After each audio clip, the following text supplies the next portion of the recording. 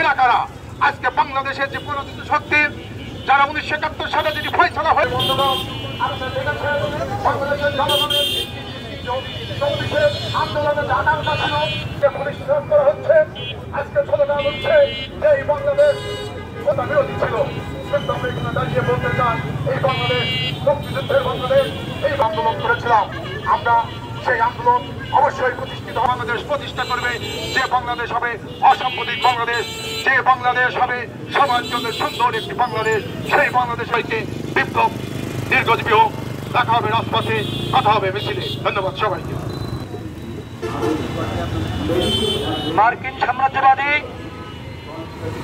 যুদ্ধ চক্রান্ত তৈরি করবার অজুহাতে তথাকথিত মানবিক করিডোর বন্ধের দাবিতে, রুখে দাঁড়ানোর দাবিতে, তৈরি করতে দেওয়া যাবে না এই দাবিতে, এবং চট্টগ্রাম বন্দরকে বিদেশিদের কাছে দেওয়া চলবে না এই সমস্ত দাবিতে বাম গণতান্ত্রিক জোট কর্মসূচির অংশ হিসেবে